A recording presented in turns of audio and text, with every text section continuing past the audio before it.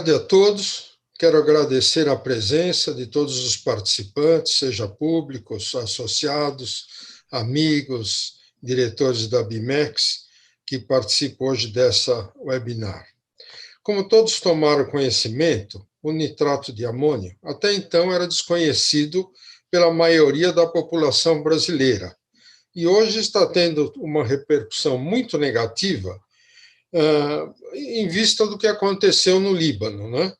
E nós criamos esse evento para desmistificar um pouco essa imagem de que o nitrato é perigoso, pode causar problemas, etc. Mas temos que lembrar que o nitrato é necessário para todo o agronegócio e todo o segmento de explosivos que alimenta a mineração e toda a infraestrutura, né? O Brasil importa hoje mais de 1 milhão de toneladas de nitrato de amônio por ano e foi considerado em 2018 o maior país importador de nitrato do mundo. Nosso consumo hoje está por volta de 1,5 milhão de toneladas, sendo grande parte desse nitrato utilizado na fabricação de explosivos. O nitrato de amônio foi introduzido na fabricação dos explosivos na década de 80. Então, já se passaram 40 anos e nos nossos fabricantes de explosivos nunca houve nenhum acidente no transporte, na armazenagem, no manuseio do nitrato de amônio. Ou seja, o nitrato, em condições normais, é inerte, estável e não apresenta riscos nenhum. Nós vimos nesses últimos 14 dias todo tipo de reportagem, pareceres de pseudos técnicos, associações promovendo seus comentários, profissionais se promovendo, enfim, tudo que vocês podem imaginar.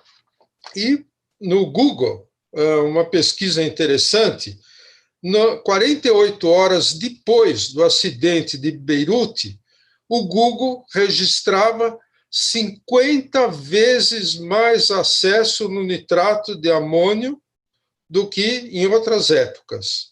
Ou seja, eu acredito que passando o Covid-19, o nitrato de amônio vai virar a bola da vez, como está acontecendo agora, né? Então, em nenhum momento, qualquer veículo publicitário, a mídia, técnicos, procuraram o Sindex ou a BIMEX para esclarecer, ou elucidar, ou perguntar sobre o nitrato de amônio. E o que acontece? Nós entendemos de explosivo. O Sindex e a BIMEX, que contém especialistas e os fabricantes. Então, somos nós que entendemos de explosivos. E nós podemos falar com propriedade sobre o uso e a aplicação do nitrato.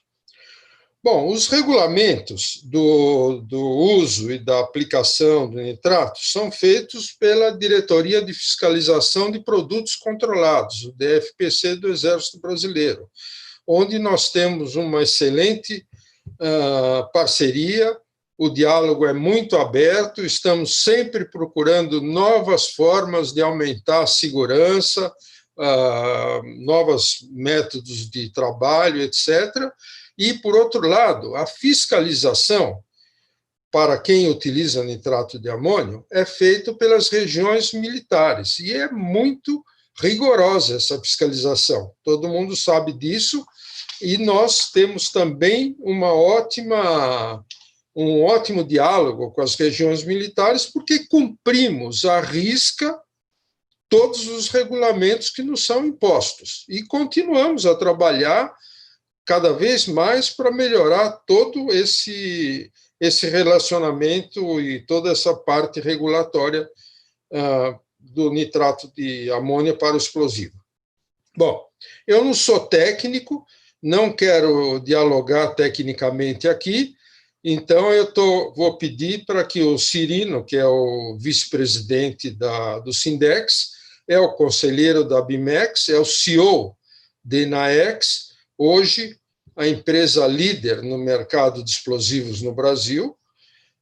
Então, ele vai poder, primeiro, assumir essa parte técnica, que é muito mais competente do que eu para isso, e vai poder estabelecer as regras para que as perguntas sejam feitas, para que seja disciplinado o tempo para cada pessoa que possa falar, enfim, ele vai dar todas as diretrizes. Então, eu digo só o seguinte: todos os nossos palestrantes que vão falar hoje são os melhores especialistas em cada atividade que eles exercem. E, por nossa sorte, todos são diretores da BIMEX. Então, Cirino, por favor, tenha a palavra. Obrigado. Obrigado, Birajara. Bom, boa tarde a todos que nos estão vendo. Como o Birajara falou, eu sou uma pessoa ligada à indústria de explosivos já há muito tempo. Hoje eu ocupo o cargo de CEO da Enaex no Brasil e sou vice-presidente de negócios da Enaex Mundial, que é uma empresa que além de produtora e aplicadora de explosivos, também é produtora de nitrato de amônio. Ela é considerada hoje, em termos de volume de produção, uma das 4 ou 5 maiores do mundo. Então, nós temos uma experiência razoável no que tange a como produzir, armazenar, cuidar, transportar, etc. Eu queria só dar uma ideia para vocês do que é o nitrato de amônio. O nitrato de amônio é um produto químico, ele é derivado, em princípio, do gás natural. Ele é a matéria-prima básica hoje para a produção de fertilizantes e de explosivos. No caso dos fertilizantes, ele é o condutor do nitrogênio, que é um dos componentes da famosa fórmula NPK, que são os nutrientes dos produtos agrícolas. E, no caso dos explosivos, ele é a matéria-prima básica para a produção de emulsões explosivas, que são, hoje, emulsões modernas que substituíram as antigas dinamites, que eram os explosivos à base de nitroglicerina. Então, como o Birajara falou, desde a década de 70, aproximadamente década de 80 no Brasil, e a introdução da emulsão à base de nitrato de amônio elevou muito o nível de segurança de aplicação e de uso de explosivos. O nitrato é uma matéria-prima de consumo global, até por essas características que eu falei. Ele é produzido em plantas químicas de alto volume de produção e muito intensivas em capital, e depende muito do tamanho, ou seja, para você ter produtos a preços razoáveis, você precisa ter uma economia de escala muito grande. E tirar o produto de uma planta que produz 800 mil toneladas de nitrato por ano e distribuí-lo no mundo inteiro, isso é possível de ser feito por meio de uma cadeia logística muito complexa. E nessa cadeia logística, todos os riscos inerentes a essa cadeia, com o passar dos anos, eles foram todos sendo reconhecidos e mitigados. Então, esse painel aqui que a gente está organizando, ele vai mostrar para vocês, ponto a ponto, aonde estão os riscos e como esses riscos estão todos controlados. Então, não adianta a gente dizer que não tem risco, porque tem. É um produto químico, é um produto sensível, tanto que é controlado pelo Exército, mas existem regras muito precisas, muito rigorosas, que, à medida que você segue, o risco você mitiga e você reduz esse risco a praticamente a probabilidade muito baixa de ter um evento do tamanho do evento de Beirute. Antes da gente, eu vou passar a palavra daqui a pouco por meio de perguntas a cada um dos nossos palestrantes, mas antes da gente entrar, de eu passar a palavra para cada um deles, eu queria só lembrar a vocês que esse evento está sendo levado por 2 plataformas, pelo Zoom e pelo YouTube. Nós gostaríamos muito de receber perguntas de vocês, porque é a forma de dar dinamismo a isso. Procuraremos, as perguntas que cheguem, procurem sempre colocar o nome, um e-mail, e, se possível, endereçar a um dos nossos palestrantes, Depois, à medida que eu fizer as minhas perguntas, vocês vão entender a especialidade de cada um. E as perguntas serão respondidas por ordem de chegada e nós vamos responder uma vez a cada pergunta. Ou seja, em outras palavras, não dá para fazer réplica aqui. Se, porventura, a pessoa que perguntou permanecer com alguma dúvida, por favor, envie um outro e-mail e nós vamos responder fora da live. Tá? Bom, então, estabelecidas aí as regras do jogo, eu vou começar, vou tentar dar uma sequência lógica na produção e no uso do nitrato de amônio no mundo. Eu queria convidar o professor Henrique Munaretti como nosso primeiro palestrante. Eu vou endereçar a ele duas perguntas. A primeira é se, em condições normais, o nitrato de amônio é um produto que pode detonar. E, em segundo lugar, como a gente falou muito sobre as duas indústrias que usam o nitrato, a indústria de explosivos e a indústria de fertilizantes, se os produtos que são usados são diferentes, se são quimicamente diferentes e se tem alguma distinção relevante entre eles. Tá?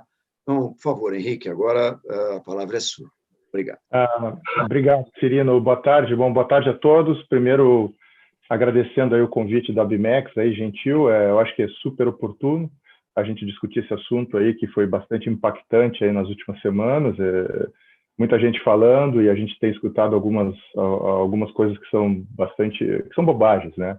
Então é bom a gente esclarecer esses fatos aqui. Então esse aqui é o melhor fórum possível, né? Então agradeço ao nosso presidente Birajara, Cirino, nossos colegas todos aqui que vocês vão conhecer aqui nesse painel. Bom, primeiro me apresentando assim rapidamente, meu nome é Henrique Munaretti, né? Eu sou engenheiro de mineração e formado no Rio Grande do Sul, na URGS. Eu trabalho com explosivos, com desmonte de rocha com explosivos aí há 22 anos, em torno disso. Sou professor também na universidade lá, na URGS, lá em Porto Alegre, e também represento uma instituição chamada ISI, que é a Associação Internacional de Engenharia de Explosivos. Então, a gente trabalha bastante aí com o tema, né, do uso do nitrato de amônio para explosivos, né, os explosivos industriais, cuja função é quebrar rocha, principalmente quebrar rocha, né, movimentar, né, quebrar material, é o início da cadeia toda que a gente chama de quebra da rocha, que vai liberar os minerais, né, que vai tanto para a construção civil, né, a brita, por exemplo, quanto liberar, por exemplo, todos os metais, todos os minerais que estão presos dentro daquela rocha. A gente usa essa energia do explosivo. E a base toda da indústria de explosivos, dos modernos explosivos, é o nitrato de amônio, como o Cirino explicou ali para vocês, né? É absolutamente fundamental. É um sal artificial. Ele foi criado aí em torno de 100 e poucos anos, aí, um pouco mais. Foi criado exatamente para substituir um famoso explosivo chamado dinamite, que as pessoas gostam muito de usar o termo, que é um explosivo praticamente extinto hoje. A gente não encontra muito no mercado. Hoje, no Brasil, isso que eu saiba, não existe mais, e no mundo ele vem sumindo, porque era um material extremamente perigoso de se usar. Então, foram criados vários explosivos, que a gente chama de modernos, e a base dessas misturas explosivas é o nitrato de amônio, né? Que é absolutamente seguro. Absolutamente seguro. É um produto em condições normais, né, em temperaturas normais, temperaturas aqui, digamos, entre menos 10 a mais 50 graus, a faixa é grande, não tem absolutamente nenhum risco de explosão, né? Mas é a base que a gente faz de misturas que aí sim vão se tornar explosivas, que são usadas na indústria, numa indústria extremamente segura. A indústria de mineração é uma indústria com pouquíssimos acidentes, e dentro, né, ainda mais, o uso de explosivos é mais seguro ainda, tá? Mas não é o foco aqui, o nosso foco é o nitrato de amônio. Então, respondendo à pergunta, né, em condições normais, em temperatura ambiente, por exemplo, não tem a menor chance de ter uma detonação que não tenha sido, que seja uma surpresa, uma detonação que a gente não espere no nitrato de amônio. O nitrato de amônio puro, sem nenhum contaminante, ele é absolutamente seguro, né? Qual é o problema? Se você tiver uma fonte de calor ao lado do nitrato, né? Aí daqui a pouco a gente fala rapidinho sobre o problema lá em Beirute. Você tem uma fonte de calor, temperaturas acima de 230 graus Celsius. você começa a gerar alguns gases da decomposição do nitrato de amônio. Então, uma condição especial anormal, né? Você gera gases chamados gases nitrosos, gera nitrogênio, gera os NO2, os dióxidos de nitrogênio, entre outros, né? A amônia. E se você tiver ainda outra, como é que eu vou dizer, outra condição, que é confinar esses gases, por exemplo, esses gases presos dentro de um porão do navio, dentro de um silo, dentro de um armazém, como foi o caso lá de Beirute, se não tiver uma ventilação, né, aí sim, você vai ter um incremento na pressão, mais a temperatura, e essas duas condições, né, já por si só, né, podem gerar uma detonação que é bastante violenta, né, que vai ser bastante violenta. Então, além disso, a gente pode ter um contaminante também no material. A gente pode ter algum combustível. O nitrato de amônio não é um combustível, a gente chama de oxidante. Agora, se por acaso você tiver um contaminante como alguma fuligem, né, uma fuligem com carbono, alguns metais, né, alguns materiais plásticos, combustíveis, borracha, gasolina, entre outros materiais, essa mistura, sim, ela pode se tornar explosiva em condições aí, não nessas condições de altíssima temperatura, mas até outras condições até de temperaturas menores, né? Mas, enfim, a gente sabe, então, só puxando um pouco o assunto para o porto lá de Beirute, né? O que a gente sabe que aconteceu, as informações que estão chegando, está sendo feita várias investigações aí, o próprio governo lá está fazendo uma investigação profunda, né? Mas o que a gente sabe, que lá ocorreram essas condições anormais no porto, né? Infelizmente. Um navio, se não me engano, russo, abandonou uma carga dentro dos seus porões, há 7 anos, pelo menos, atrás. Esse navio era de uma empresa que faliu, que quebrou. Essa carga foi removida de dentro do navio para um armazém lá no porto de Beirute. Foi esquecida lá, essa carga foi esquecida. Existia uma batalha jurídica para ver o que fazer com essa carga esquecida. Então, a gente não tem notícia das condições de armazenagem desse produto lá no porto, mas informações chegam que não tinha condições boas, ideais, né, que acumulou muitas impurezas, foram acumuladas em cima desse material, desse nitrato de amônio, que não existia ventilação nesse nitrato de amônio. E aí, se a gente der uma olhadinha, deixa eu ver se eu consigo mostrar aqui para vocês, compartilhar a tela aqui, vamos ver se vocês vão enxergar. Tem umas imagens, espero que vocês enxerguem aqui. Então, eu estou compartilhando imagens do armazém 9, é um armazém lateral, vocês estão vendo um silo grande ali, que foi parcialmente destruído. Vocês veem ali no armazém 9 do porto, uma fumaça branca, fumaça cinza. A gente também consegue ver, se conseguiu escutar, pelas imagens, aí, milhares de imagens que chegaram de telefones celulares e câmeras em geral, a gente vê uma chama muito forte, de alta temperatura, e a gente escuta estalidos de fogos de artifício. Então, se fala muito em fogos de artifício, se fala em algum combustível. Dá para ver que houve várias explosões, aqui as telhas foram fragmentadas e jogadas ao ar. Bom, ou seja, altíssima temperatura, fonte de calor, próximo ao armazém que nos interessa, que é o armazém 12, onde foi depositado em condições precárias o nitrato de amônio, então, confiscado do navio que foi abandonado. Bom, infelizmente, essa fonte de calor foi muito provavelmente esquentando o armazém 12 em altíssima temperatura, e a gente consegue ver essas imagens, a sequência de imagens, a gente vê fumaça branca das detonações anteriores ali do outro armazém, e uma bola de fogo aqui, uma detonação, gerando algumas fumaças típicas desses gases nitrosos, né? Então, os gases nitrosos, eles geram fumaças entre amarelo e castanho para marrom. Exatamente o que a gente vê nessas sequências aqui. Então, desse segundo armazém detonando, o armazém do nitrato de amônio. E, por fim, a gente vê uma onda de choque nas imagens branca, né? Na verdade, são partículas de umidade do ar viajando em altíssima velocidade. Então, foram criadas várias ondas de choque nessa grande explosão.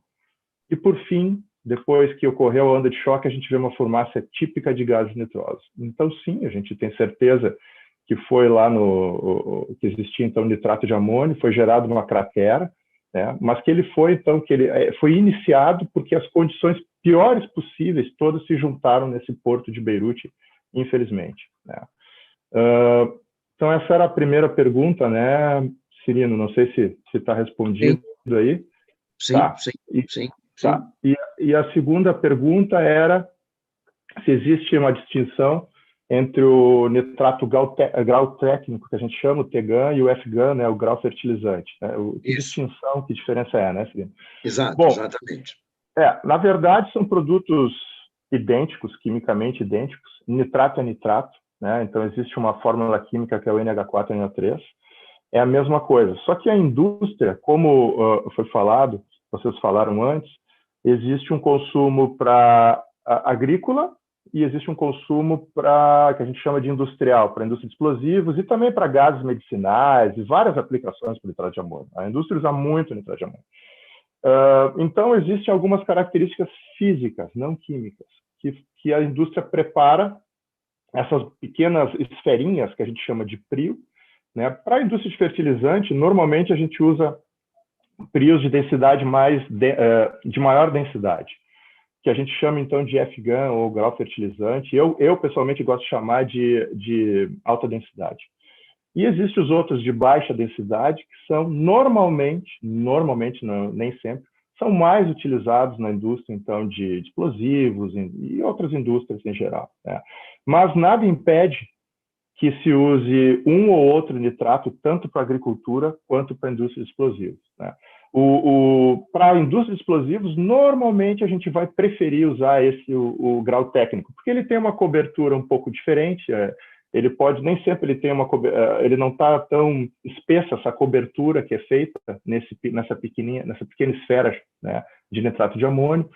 Então, a gente usa muito esses produtos, eles tem várias maneiras de utilizar, pode-se utilizar essas esferinhas, esses PRIOs, ou esse material ele vai ser solubilizado numa solução, que a gente vai, então, produzir a partir dessa solução aquosa, cheia, né, concentrada com nitrato de amônio, a gente vai produzir as emulsões explosivas, que são os produtos mais modernos que a gente tem na indústria. Enfim, é absolutamente igual esses dois nitratos, o TGAN e o FGAN. Não há nenhuma diferença química. Apenas o formato dele, a cobertura é um pouco diferente e sim, a densidade é diferente, tá? Mas os dois ambos são sólidos cristalinos, né? Absolutamente iguais.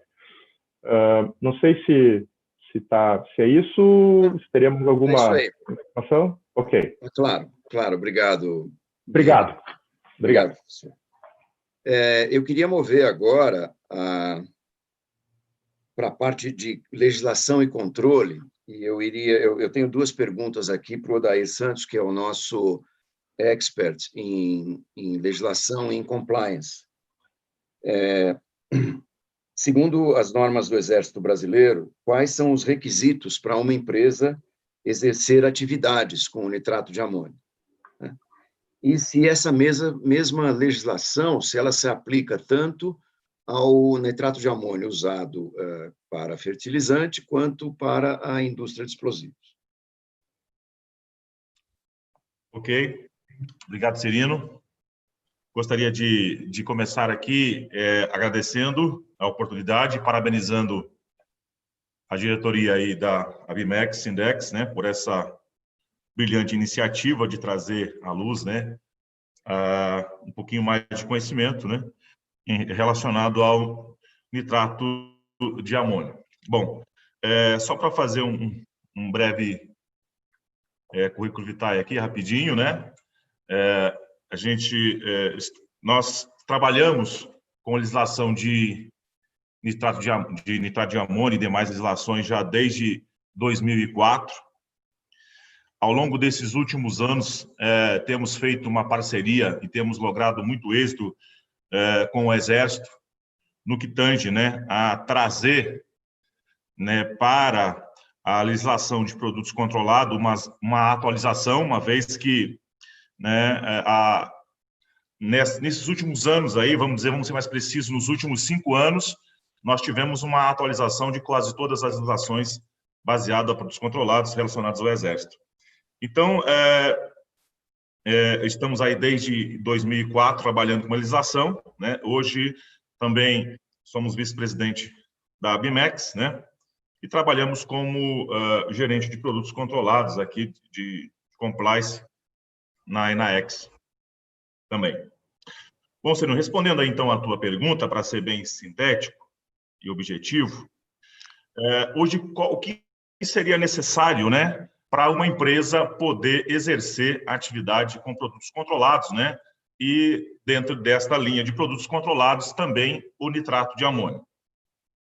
A legislação, o Exército começa a tratar o nitrato de amônio lá, para os senhores terem uma ideia, lá em 1936, através do então decreto 1246, e nessa época o Exército começou R-105, né, que seria o regulamento para produtos controlados, para a fiscalização de produtos controlados, e ao longo dos anos pouco se evoluiu na questão de atualização da legislação.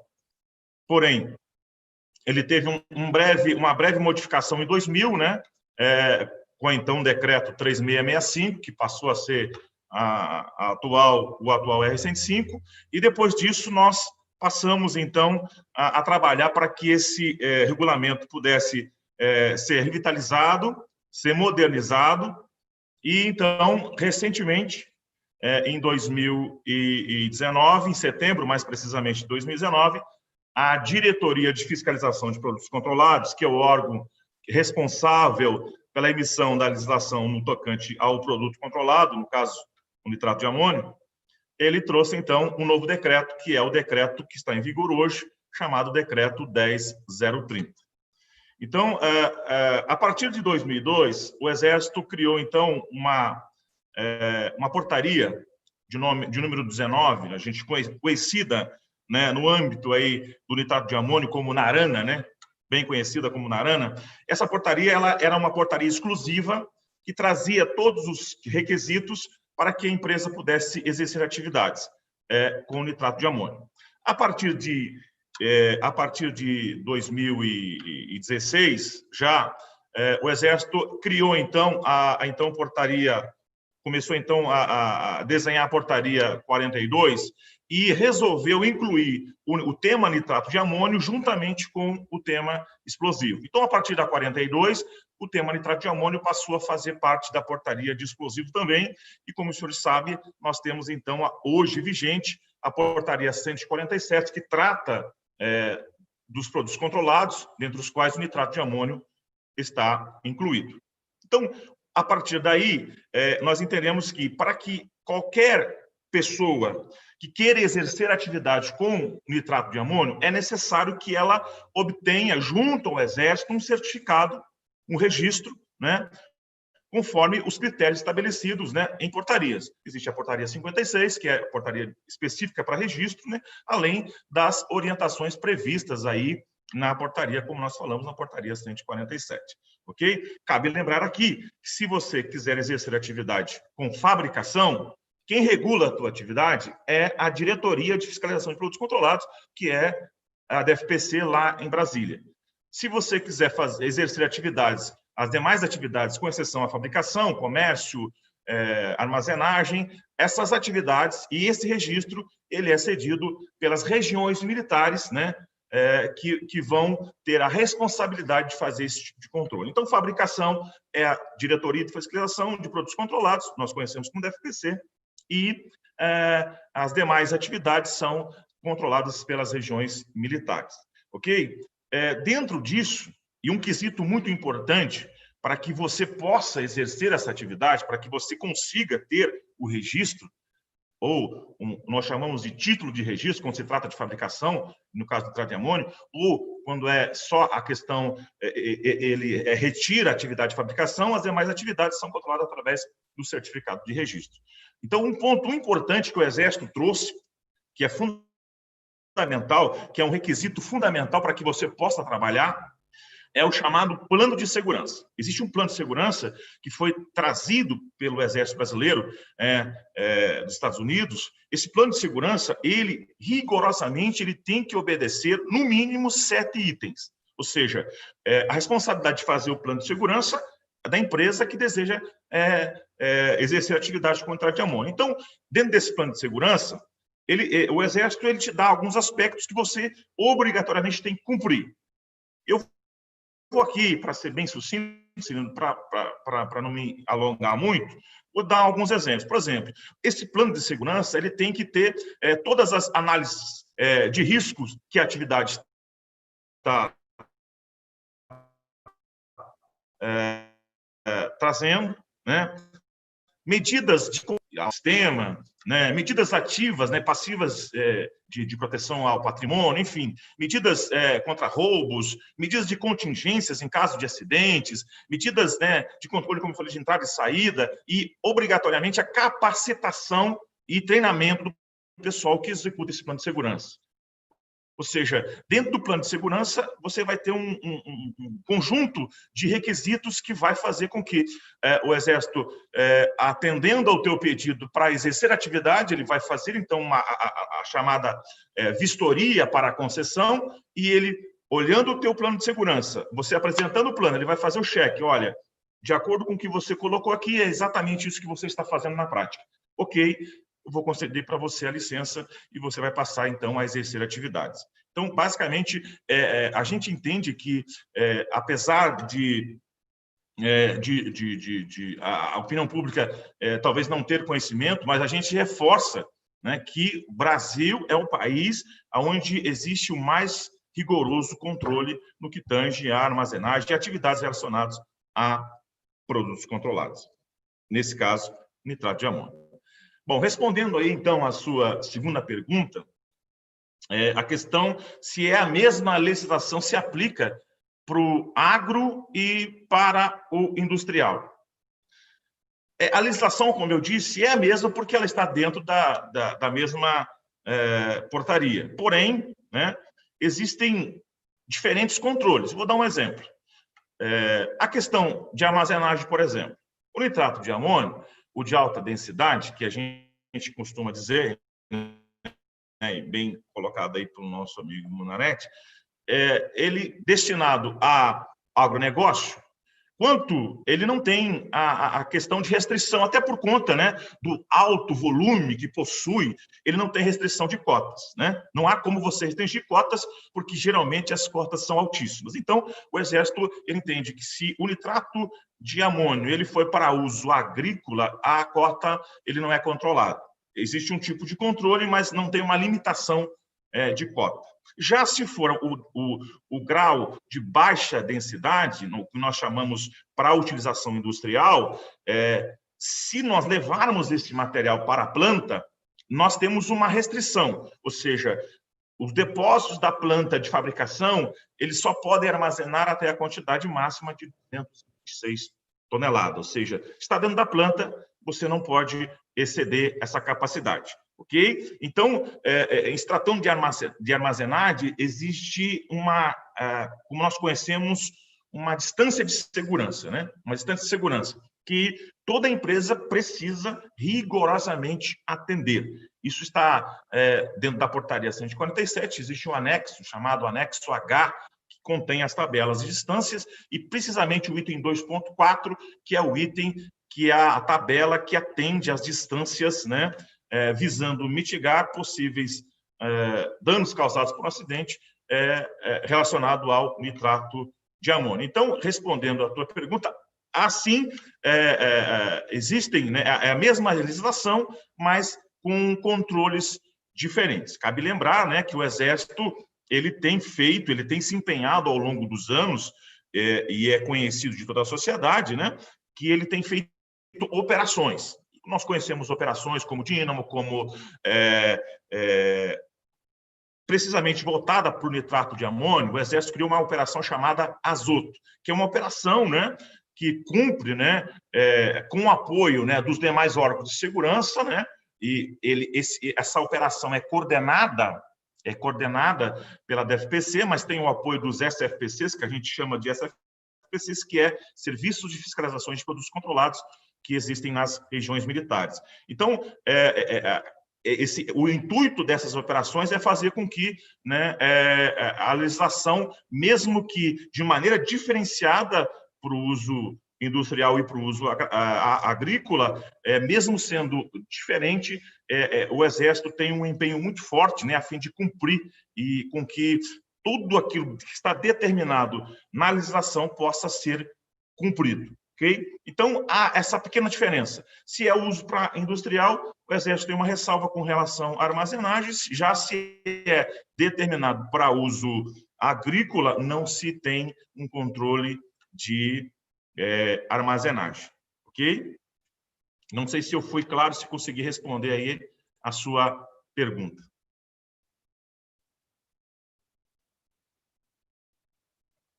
Eu quero passar agora a palavra para o Sérgio Cumprido, falar um pouco sobre um pouco de logística também, né? Sérgio, quais são os tipos de embalagem e os tipos de nitrato de amônio mais comuns encontrados aqui no Brasil? A gente já falou da diferenciação maior, e eu queria que você desse um pouco mais de detalhe. E o Birajara mencionou que o Brasil ele é um grande importador de nitrato de amônio, né? Ele importa mais de 1 milhão de toneladas de nitrato de amônio para um consumo total aí de 1,5 milhão, algo por aí. Então, qual a necessidade que o Brasil tem de importar nitrato de amônio? Por que isso acontece? E se isso também é algo que aconteça com os demais fertilizantes, ou os demais componentes de fertilizantes, como o potássio ou o fósforo, né? Você poderia, então, responder para mim, Sérgio? Obrigado. Cirino, boa tarde a todos os participantes, todos os debatedores. Primeiro, vou me apresentar. Meu nome é Sérgio Cumprido. Eu sou proprietário da empresa Pilar Química, a empresa que por muitos anos já distribui nitrato de amônio, bastante nitrato importado, quando a legislação ainda não tinha sido modificada, e um pouco de nitrato, agora o nitrato nacional. A Pilar também fabrica algumas matérias-primas para explosivo, principalmente a emulsão bombeada, e também presta serviço de detonação. A Pilar existe já há quase 20 anos e a especialidade sempre foi a importação do nitrato de amônio. Quando a gente fala sobre os tipos de embalagem, o que tem no Brasil hoje, vamos separar do nacional e do importado. O nacional, ele é vendido... bom, primeiro que a principal utilização do nitrato de amônio é para fertilizantes. A escala de proporção, hoje o Brasil deve estar consumindo umas 500 mil toneladas de nitrato para uso na indústria de mineração, nas suas diversas formas, nas suas diversas embalagens, e 1 milhão e 200 mil toneladas de nitrato como fertilizante, né? Hoje, aqui no Brasil, então, para fertilizantes, a distribuição entre o fabricante nacional, que fica em Cubatão, e os chamados misturadores, as empresas de fertilizantes que produzem os chamados NPKs, os fertilizantes compostos, normalmente é feito por caminhões a granel e também pode ser feito através de trens. Também pode chegar a embarcar a granel em trem ou, enfim, transporte ferroviário aí. Também é comercializado. Aí nós estamos falando dos fertilizantes. Quando a gente parte para a linha industrial, basicamente a gente tem hoje, industrial seria para as aplicações de não fertilizantes, que seriam explosivos, herbicidas ou inseticidas, óxido nitroso, oxidantes e aqui no Brasil uma coisa que é muito comum, tratamento de efluentes e gás anestésico, né? Aí nós já partimos para embalagens de sacos de 25 quilos ou big bags de até 1.640 quilos. Hoje, essas são as embalagens. Isso, normalmente, é para atender já o cliente final. É assim que se distribui. Embora o fabricante explosivo também, hoje, aqui no Brasil, se ele vai comprar do fabricante nacional, ele tem que comprar embalado também. Mas existe a quarta opção, que seria o nitrato de amônio em solução aquosa. Como esse nitrato que chega nas fábricas de explosivos, ele basicamente ele é utilizado para a fabricação do explosivo, né, das emoções, ele é recebido em solução aquosa, ou quando o fabricante compra ele em prios ou em sólido, dilui para fabricar o explosivo. Então, também é comum no Brasil a compra do nitrato de amônio em solução aquosa, que é transportado em caminhões-tanques. Se a gente falar na utilização do nitrato, que também pode ser usado para tratamento de água e efluente, também é a granel, uma concentração bem menor. Também alguns fertilizantes líquidos também usam nitrato granel, não, desculpa, em solução aquosa. Então, basicamente, são 4 tipos de embalagens: a granel, sacos de 25 quilos, big bags, ou em solução aquosa transportada através de caminhões-tanques, né? Só lembrando, então, mais uma vez, a ênfase, a principal utilização do nitrato é para o fertilizante. E tem uma coisa importante: entre a fábrica e os misturadores, o nitrato pode ser distribuído a granel, em caminhões carroceria. Dos misturadores para o cliente final, fazenda, distribuidor de adubo, lojas, tem que ser embalado. Essa é uma legislação do Ministério da Agricultura, tem que ser embalado, ele não pode ser a granel. Então, os fabricantes podem importar, os de fertilizante, podem importar a granel, podem comprar a granel, podem receber esse produto a granel, podem armazenar a granel, seguindo as recomendações de tudo aquilo que o Odair falou previamente. E dali para frente, até chegar ao final da cadeia, tem que ser embalado, né? Então, isso acho que... E aí, quando a gente fala da importação de nitrato de amônio para o uso industrial, já falei, até o ano passado, o fabricante de explosivo podia importar esse nitrato a granel, mas isso hoje não é mais permitido pela legislação nova. Hoje ele é obrigado a importar, se ele for importar ou em sacos de 25 quilos ou em big bags, esse material. O que também aumentou bastante o custo de importação do nitrato de amônio aí. E não se vê no Brasil a importação de nitrato de amônio em solução a granel. Não existe navio-tanque que venha trazer nitrato, porque o nitrato, para ser transportado, dependendo da concentração, ele precisa de temperatura, ele é uma temperatura muito alta, cerca de 90, acima de 66 graus pelo menos, então normalmente de 90 a 110 graus. Bom, isso é para falar sobre a questão das embalagens. Agora falar um pouquinho sobre a necessidade do Brasil de importar nitrato de amônio e os demais fertilizantes. Essa é uma pergunta muito interessante, Cirino, pelo seguinte: o Brasil é um grande produtor agrícola, gigante produtor agrícola. Pode-se dizer que o Brasil, de certa maneira, até mete medo em vários países aí, a capacidade que o Brasil tem. Agora, para você ter performance, para você ter desempenho, para você ter efetividade, para você ter produtividade no campo, é fundamental o uso de fertilizantes. É fundamental.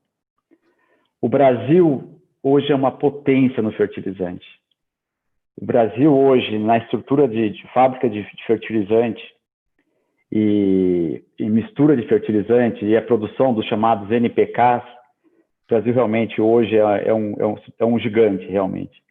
Só que o Brasil não tem matéria-prima para isso. Basicamente, dos chamados NPKs, nitrogênio, fósforo e potássio, o Brasil tem alguma coisa do fósforo, tem um pouco de nitrogênio e não tem quase nada de potássio. Então, o Brasil é extremamente dependente de importação. Se a gente olhar os números do consumo de fertilizantes no Brasil, ao longo das décadas, a coisa é espantosa. O Brasil, em 1970, consumia 1 milhão de toneladas de fertilizantes, misturas de NPKs diversos, todos eles, nas suas formas. Em 1980, a gente passa para 3 milhões e 600 mil toneladas. Em 1990, permanece quase estável. Teve uma pequena subida, depois cai de novo. Fica em 3 milhões e 300 mil toneladas. Em 2000, o Brasil passa para 6 milhões de toneladas. Em 2010, já passava de 10 milhões de toneladas. E agora, o fechamento de 2019 atinge uma marca absurda de 36 milhões de toneladas de fertilizante. Sendo que o Brasil, hoje, não consegue atender, o Brasil precisa praticamente importar 80% disso. Ou seja, ele é muito dependente da importação. E no desenho dos NPKs, as fontes de nitrogênio mais comuns são a ureia, que ocupa o maior espaço, o maior volume, o nitrato de amônio e o sulfato de amônio. Bom, alguém pode perguntar, se tem outras fontes de nitrogênio e o nitrato não é exclusivo, por que simplesmente não se abandona o nitrato de amônio? A resposta é, o nitrato de amônio para a agricultura, ele tem uma característica fundamental, extremamente importante. O nitrato de amônio, o nitrogênio que se encontra no nitrato de amônio, ele está em duas formas. Na forma amoniacal e na forma nítrica. E isso, para algumas culturas, é absolutamente necessário. A cultura de cítricos, cultura de café, a cultura de cana-de-açúcar, principalmente. Você precisa dessa forma nítrica. Porque tanto o sulfato de amônio como a ureia só tem o nitrogênio na forma amoniacal. E na forma amoniacal, esse nitrogênio volatiliza bastante. Então, hoje, quem tem mais efetividade, o produto que é mais fornece a melhor taxa de nitrogênio no campo, realmente, dependendo da cultura e do emprego e da forma com que o fertilizante é empregado, é o nitrato de amônio. Então, não tem como simplesmente não importar mais nitrato de amônio. Não existe essa possibilidade, né? Quer dizer, hoje o Brasil é extremamente dependente, vai continuar dependente da importação de nitrato de amônio. Agora, é importante também falar que o Brasil tem fabricação de nitrato de amônio, só que o Brasil fabrica alguma coisa de nitrato de amônio para fertilizantes numa escala de 200, 300 mil toneladas por ano, importa 1 milhão. O ano passado foi 1.260.000 toneladas de nitrato de amônio. Ou seja, é uma coisa que não vai ter jeito. O Brasil vai ter que importar sempre nitrato de amônio, isso vai continuar. Agora, desde que siga as orientações, como o Henrique Munaretti falou, as orientações de legislação, como o Odair citou, e se pensar que o Brasil movimenta todo esse nitrato, todo ano, por tantos anos, e você não tem casos expressivos no Brasil de acidente de nitrato de amônio, aí você pode ver realmente que o nitrato é um produto seguro, é um produto que, sabendo manejar, sabendo armazenar, sabendo transportar, sabendo carregar, sabendo aplicar no campo, sabendo guardar no campo, ele não vai fazer nenhum tipo de dano à sociedade. Cirino, não sei se isso responde um pouco a sua pergunta, eu termino por aqui. Ok, obrigado, Sérgio, obrigado. Eu queria passar a palavra para o Sérgio Nick, para ele falar um pouco sobre as formas de transporte do nitrato e como o nitrato é armazenado em toda a cadeia logística, né? Quais são as formas usuais de armazenagem de nitrato, tanto do lado de explosivos quanto do lado de fertilizantes. Ok, boa tarde a todos, meus colegas e amigos, também a todos que nos assistem. Obrigado aí por estarem tentando entender um pouquinho mais, né, sobre o que a gente está conversando aí, nitrato de amônio. Reforçando um pouco o que o Odair falou na parte de legislação, hoje no Brasil você não faz movimento nenhum de nitrato se você não tiver o selo do Exército. Tá? Então, toda a movimentação, além de você ter, obviamente, a licença, né, para manusear o nitrato de amônio, seja em qualquer circunstância, o expedidor, o transportador e quem está recebendo, eles têm que estar registrados para poder fazer essa operação, senão ela não é realizada. Então, o Exército tem total conhecimento de tudo que é movimentado na área de nitrato no Brasil, o que chega e o que é produzido no Brasil. Todo ele tem um selo que garante, né, a rastreabilidade dos produtos que são produzidos, transportados e consumidos, seja ele na área de fertilizante ou na área destinada à área de explosivos. Bom, eu acabei não falando, né, mas eu sou o diretor da área de transporte e logística da ABMEX, também vice-presidente da BTLP, que é a Associação Brasileira de Transporte e Logística de Produtos Perigosos. Já atuo há mais de 40 anos aí nessa área de logística, especificamente de produtos perigosos. Também participo de diversas entidades aí entre a Biquim, a Biclor, também atuando na subcomissão de análise de acidentes da Secretaria de Transporte, de Logística e Transporte aqui do Estado de São Paulo, na subcomissão da Baixada Santista. E, em especial, nós começamos agora, acho que cabe até a gente conversar, ou melhor, expor para vocês também, nós estamos desenvolvendo o APEL, que é uma atividade da indústria química que envolve os grandes acidentes, as grandes emergências, também com a comunidade local. Então, é preocupação nossa. Óbvio que o que aconteceu em Beirute, né, colocou a gente já mais em estado de alerta ainda, de a gente passar todos os conhecimentos possíveis. E acho que essa live já é uma contribuição para isso, para as pessoas entenderem um pouco mais e não ficarem apavoradas, né, com o que acontece. Acho que a nossa missão aqui é dizer exatamente o que é real, o que acontece na movimentação aí dos produtos perigosos, principalmente do nitrato, que de todos, acho que é um dos produtos que, dentro das condições aí que o Munarete falou, é bastante seguro, você não tem qualquer possibilidade aí de acontecer algum acidente da forma com que aconteceu em Beirute, se não for provocado ou por desconhecimento ou por abandono, ou outras causas ainda que estão e serão investigadas para a gente trazer depois e tentar melhorar toda essa parte, inclusive de armazenamento. No Brasil, a situação é bem rígida, completamente diferente do que acontece nos outros países.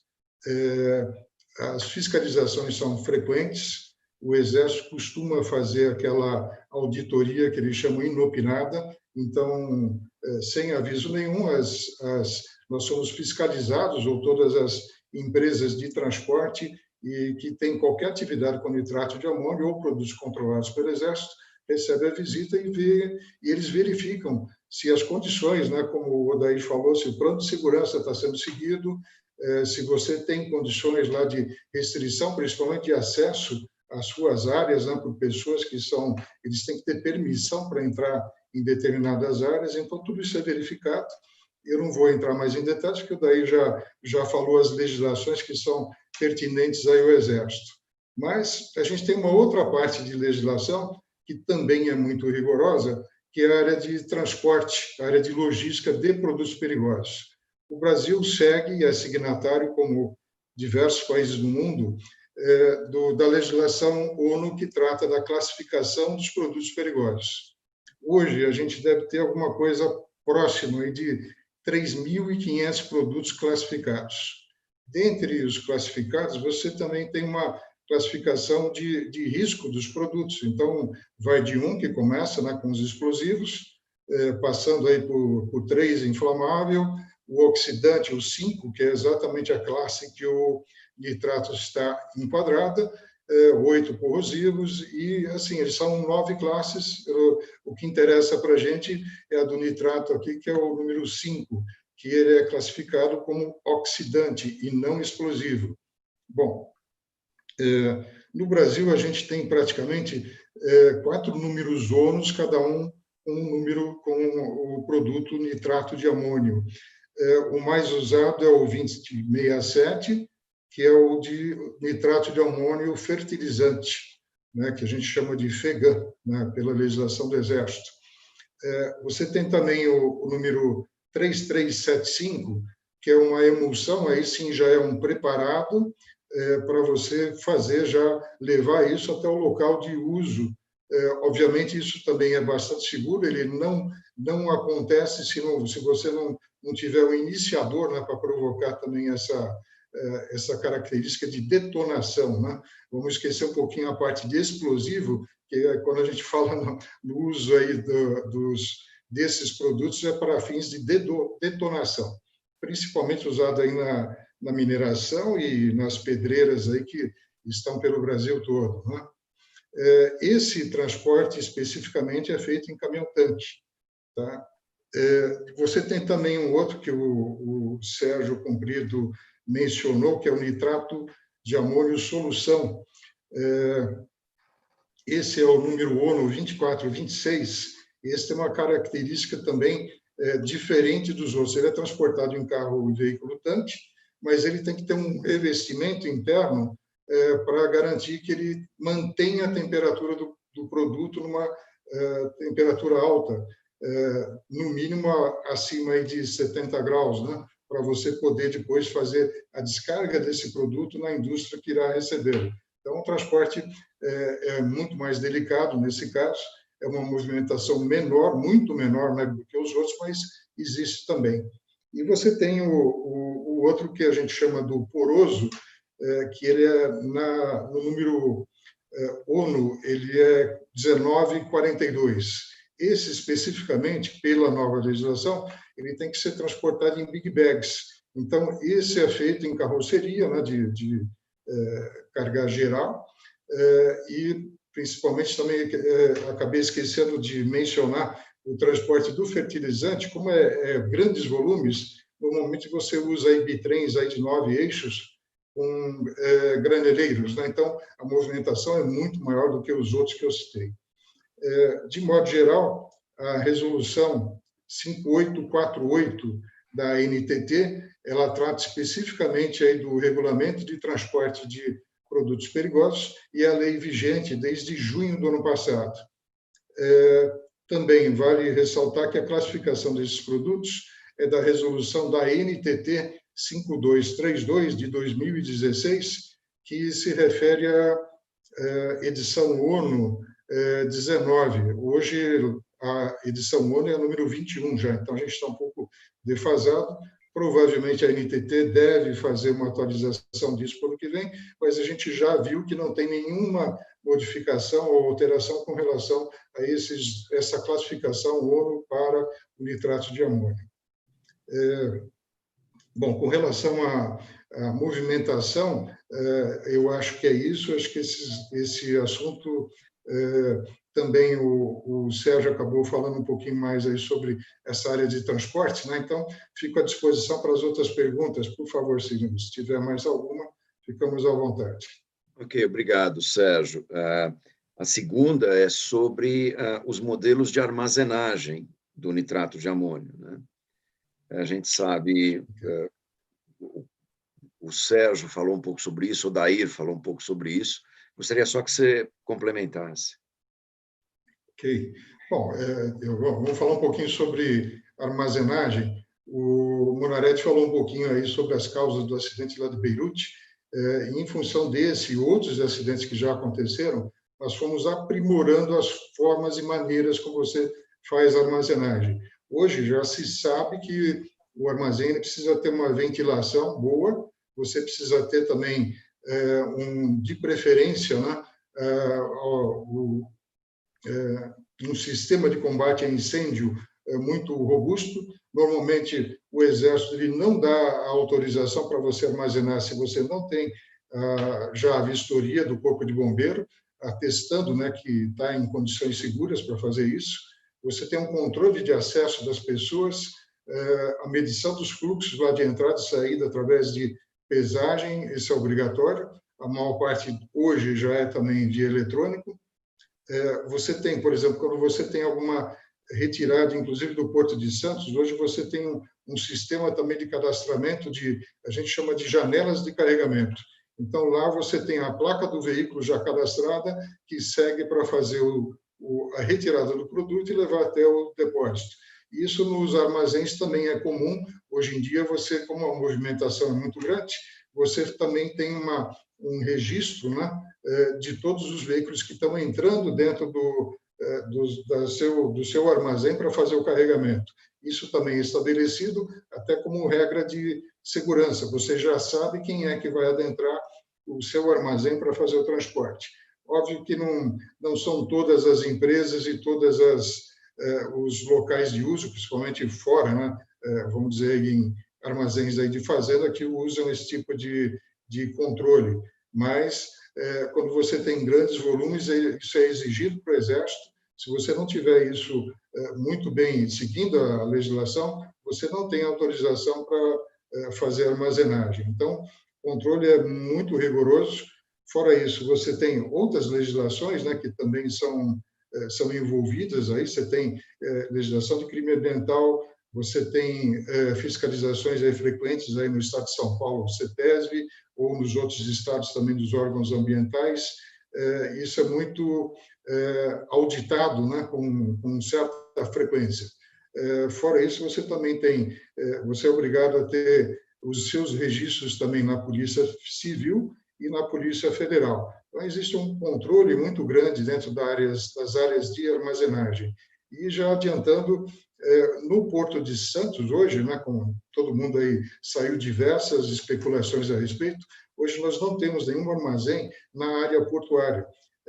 Isso é descarregado já diretamente do navio para as áreas aí fora do Porto de Santos. Então, não existe nitrato de amônio hoje armazenado no Porto de Santos.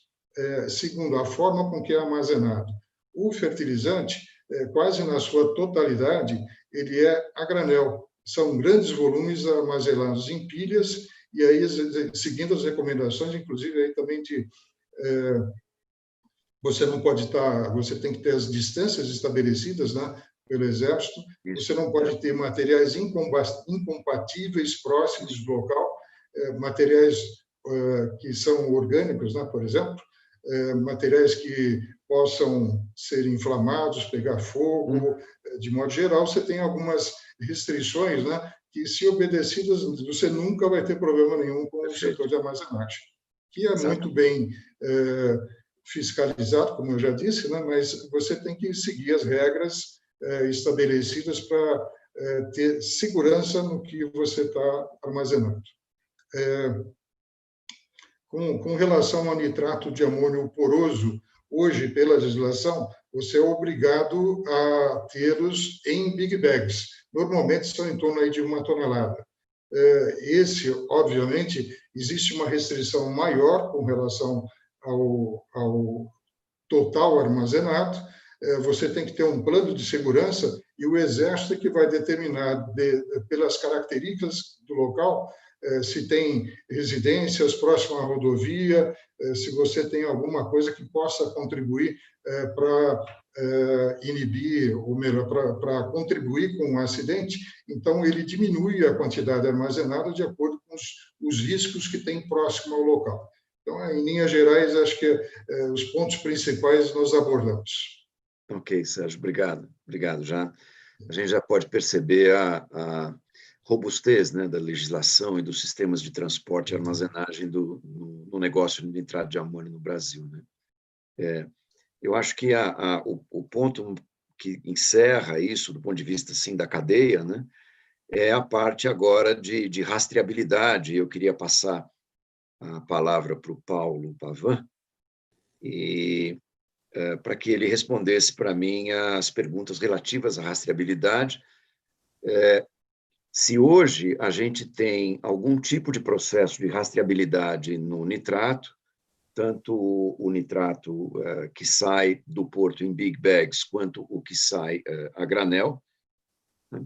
E se não temos, a gente sabe que a indústria de explosivos ela investiu muito no processo de rastreabilidade. O produto final ele é rastreado desde a origem, na unidade de produção, até o uso na bancada, né? Você consegue identificar todas as etapas pelas quais ele passou.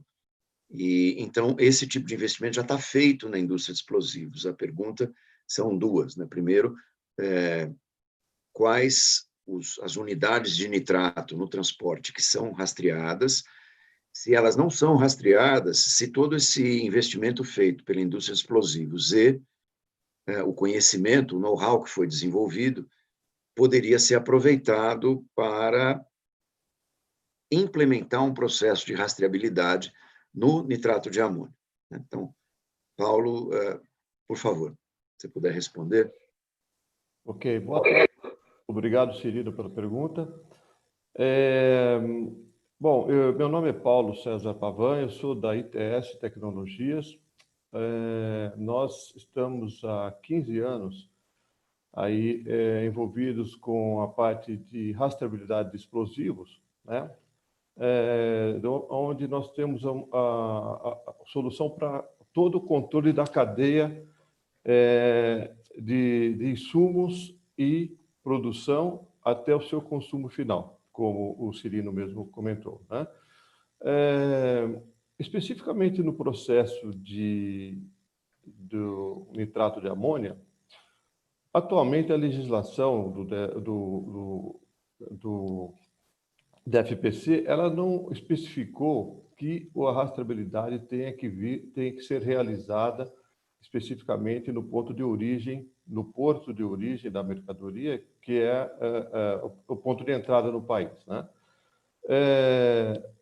Mas atualmente somente é solicitado a rastreabilidade a nível de ANFO, de um produto já transformado do nitrato de amônio, tá? E aí ele é comercializado em sacos de 25 quilos. Então, não, até aí é do ANFO para frente que existe a rastreabilidade. Então, hoje não existe essa exigência legal, tá? Para se colocar a rastreabilidade no porto e dar um maior controle e confiabilidade do transporte e vincular isso mesmo com o processo de rastreamento, que é obrigatório, com os investimentos já feitos, com as soluções já desenvolvidas e com, com a cultura adquirida de rastreabilidade já no país, essa é uma etapa que ela acaba sendo fácil, tá? Porque no porto, a saída, ele sai em big bags. Então, esses big bags seriam identificados, não é? Conforme a legislação em vigor, que já tem toda uma regra de codificação, uma forma de se criar as serializações, não é? Então, a partir desse momento, você começa a identificar os big bags, tá? Esses big bags, então, no momento que eles são identificados, eles têm, no momento que ele é carregado no veículo, eles têm que ser lidos, tá? Todos os big bags são lidos e os coletores de dados que fazem isso manualmente sincronizam isso com o sistema de rastreabilidade da empresa que está responsável pela posse do produto, né? Com isso, você cria uma série de documentos que a legislação obriga, como arquivo XML, documentação de posse para você transferir esse produto, né? E quando esse produto sai do porto e vai para um armazém ou vai diretamente para uma fábrica de consumo, né? Já vai lá para os depósitos das fábricas, o receptor desse produto, ele, utilizando esses documentos que foram gerados no momento da saída do porto, ele consegue recuperar os dados que supostamente ele deveria estar recebendo, quais os serial numbers, os números seriais dos big bags que ele vai receber, e a partir daí ele consegue fazer uma checagem para ver se aqueles big bags que realmente foram nomeados a ele foram transferidos para lá, né? Então, nesse momento, nós temos, então, a rastreabilidade que nasce do porto e ela consegue chegar até o seu destino final, que seria a fábrica ou um intermediário, um depósito de uma transportadora, por exemplo, né? A partir desse momento, quando o Big Bag entra na cadeia de produção, ele passa a ser e ser visto como um insumo. Então, se ele vai produzir ânfora, se ele vai produzir um outro tipo de produto, aí você consegue amarrar, vincular todo o processo de rastreabilidade, desde o porto, recebimento e até em qual produto ele está sendo utilizado. Então, com isso, se garante um melhor controle, visibilidade da cadeia, e em caso de descaminhos, em caso de alguma ocorrência qualquer, você consegue identificar esses produtos, tá? E trazer aí uma segurança muito grande no processo, tá? Ok. Bom, Paulo, te agradeço. Eu queria citar que você sabe disso, acho que todos que estão aqui sabem, e você tem tem uma contribuição importante nisso, que esse processo nosso desenvolvido de rastreabilidade, desenvolvido no Brasil, é hoje exportado para uma série de países, né? Então, o Chile está usando um sistema derivado do nosso sistema desenvolvido aqui. Os Estados Unidos, eu sei que você também já está, vamos dizer, aplicando o sistema de rastreabilidade lá, e eu também, como tenho experiência no mercado americano, eu confirmo que a gente não tem isso, que os Estados Unidos não têm esse sistema desenvolvido com grau de tecnologia que a gente aplica aqui. Então, acho que além da gente ter um processo seguro, né, a gente está exportando tecnologia, né, o que é muito interessante, né? Então, eu queria agradecer vocês e vou passar aqui para umas perguntas que estão aqui no chat, são bastante interessantes. Aqui tem uma endereçada para o Munarete, que pergunta o seguinte: o nitrato de grau técnico,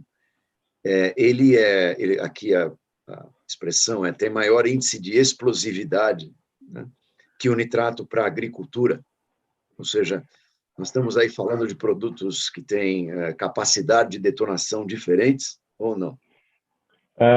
Não, boa pergunta, muito boa pergunta, porque o nome, as pessoas acabam, como a gente fala muito em grau técnico ou nitrato de baixa densidade para uso explosivos, é muito comum as pessoas acharem que é um nitrato especial para usar explosivos. É absolutamente igual, idêntico.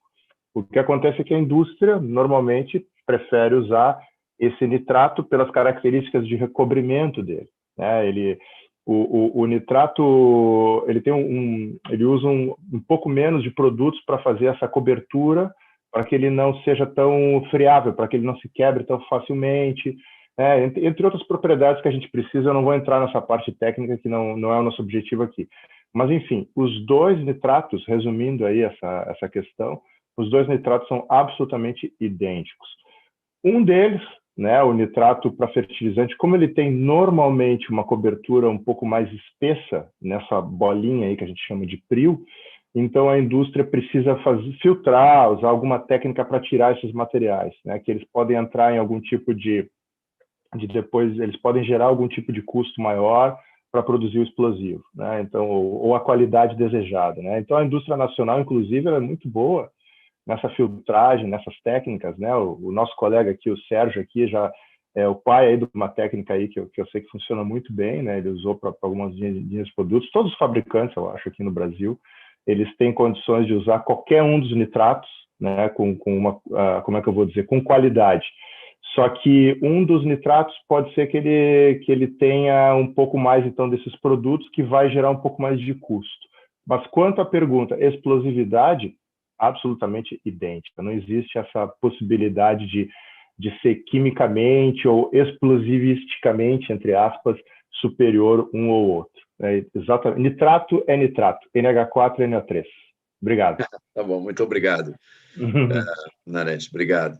Tem uma pergunta interessante aqui para o Sérgio Cumprido, de Rodolfo Hugo Iannone. O Brasil tem condições de diminuir as importações de nitrato de amônio?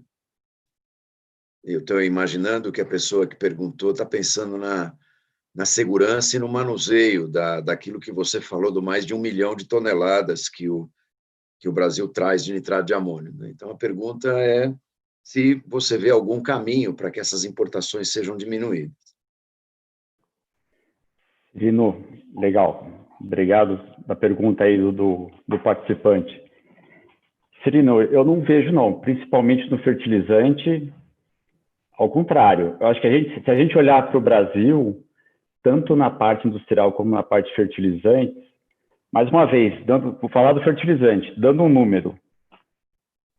Há 40 anos atrás, o Brasil consumia 90% menos do que ele consome hoje, o fertilizante. Ou seja, ele partiu de 3 milhões e 600 para 36 milhões de toneladas. Se você levar em consideração a eficiência do nitrato de amônio e a qualidade do nitrato para a agricultura, eu realmente acho bastante improvável que aconteça. Se for substituir o nitrato de amônio hoje, PRIO, importado para fertilizante por alguma outra coisa, essa outra coisa é extremamente mais cara, extremamente mais custosa e que pode, de certo grau aí, contribuir para a tal da explosividade aí, mas ou também talvez dependendo do custo, você também vai tirar a competitividade da indústria nacional de produtos agrícolas, porque os custos vão ser assim realmente absurdos aí. Já na questão do químico ou do industrial, essa é uma questão bastante interessante, Cirino, pelo seguinte: hoje o Brasil deve estar consumindo alguma coisa em torno de 500 mil toneladas de nitrato de amônio para uso industrial, que seja para explosivo, seja para gás medicinal, seja, enfim, herbicida e outras coisas aí. Se você pensar em todos os projetos de mineração que existem no Brasil hoje, nas pedreiras que existem, e quantos registros de novas minerações e novas pedreiras, quantos projetos tem no Brasil de ferro, de cobre, de ouro, a partir daqui para frente, e se Deus quiser esses projetos vão ser retomados, não tem jeito. Assim, realmente o Brasil vai precisar importar nitrato de amônio. A indústria nacional aqui não tem capacidade de atender essa necessidade. Ela não tem condições hoje, onde ela está, de ela ampliar a capacidade, ou talvez eu consiga ampliar muito pouco, mas falava-se isso antes de todos esses anos que o Brasil passou de dificuldade. Falava-se que o consumo do Brasil de nitrato de amônio chegar na indústria de explosivos podia chegar a 1 milhão de toneladas. Hoje o Brasil não consegue produzir 1 milhão de toneladas de nitrato de amônio para explosivos. Isso é absolutamente impossível. Então, eu, sinceramente, respondendo à pergunta do participante, não vejo como, Cirino, não vejo como acontecer, okay. Não vejo.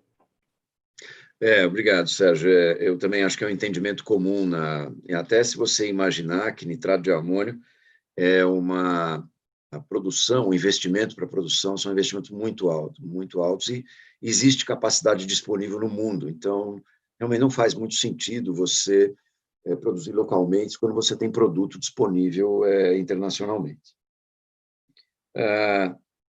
Escuta, gente, nós estamos já com quase 1h30 de live. Eu vou fazer uma última pergunta e eu acho que já podemos encerrar. Tem uma pergunta aqui para o Odair, que a pergunta é a seguinte: qual é o critério de fiscalização do nitrato de amônio no Brasil? Eu estou entendendo essa pergunta como na hora que o DFPC ou o SFPC vai fazer uma fiscalização, o que eles olham? Não do ponto de vista documental, mas quais são os aspectos de risco que o Exército olha numa fiscalização. Quer dizer, onde que estão os pontos que são os pontos de atenção numa fiscalização? Bom, exatamente isso, Cirino. Na verdade, o critério, né, que a DFPC tem adotado, né, nesses últimos anos, né, aumentando o rigor, como eu disse anteriormente, né, com essas atualizações, né, das legislações que nós tivemos, o novo decreto, o 10.030, que é o novo regulamento para a fiscalização de produtos controlados, as próprias portarias que vieram. Se você pegar, por exemplo, a portaria 147, ela tem lá um anexo, lá no final, o anexo S e o anexo T, que contém as orientações, que são orientações técnicas com relação à armazenagem de nitrato de amônio. Essas orientações, elas foram retiradas, elas foram baseadas, né, naquilo que tem, né, na Associação Nacional de Proteção contra o Incêndio nos Estados Unidos, entendeu? Então, são critérios bem rigorosos. É claro que nós temos, como já foi comentado aqui, existem dois diferentes tipos de armazenagem.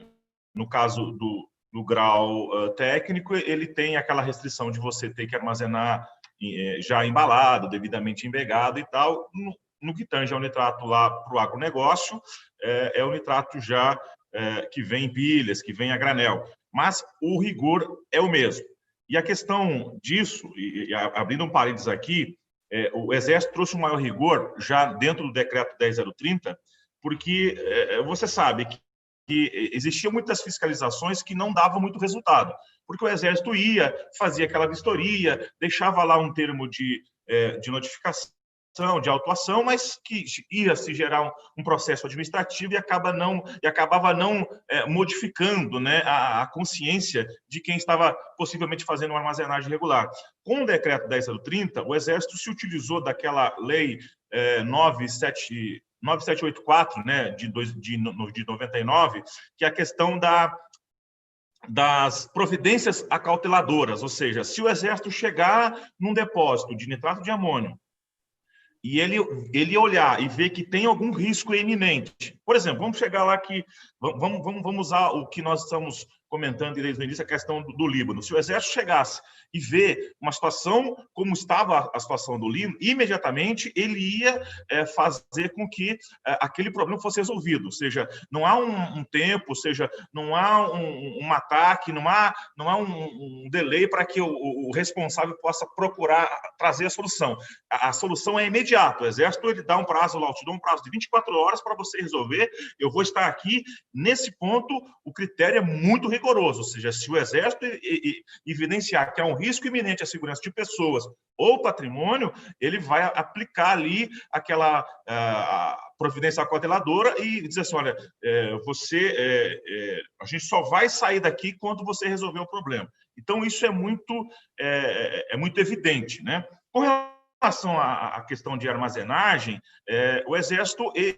Como eu disse anteriormente, o Exército dá algumas orientações, ou seja, ele diz assim o que você tem, porque como já os meus colegas que me antecederam, existem outras regulamentações, por exemplo, do próprio Corpo de Bombeiro, da questão ambiental, que também precisam ser seguidas com relação à armazenagem. Então, o Exército dá alguns tipos de orientações com relação a evitar acesso de pessoas não autorizadas, manter a questão de monitoramento eletrônico permanente, né?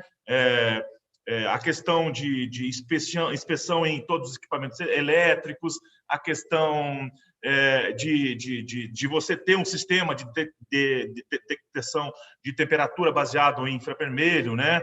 A questão do SPDA, que é o Sistema de Proteção contra Descargas Atmosféricas. Enfim, são esses itens que o Exército ele vai fiscalizar com critério mais rigoroso, ou seja, e a questão também aqui que já foi comentado também pelo Sérgio, a questão dos produtos que são incompatíveis, né, no trato da armazenagem, né?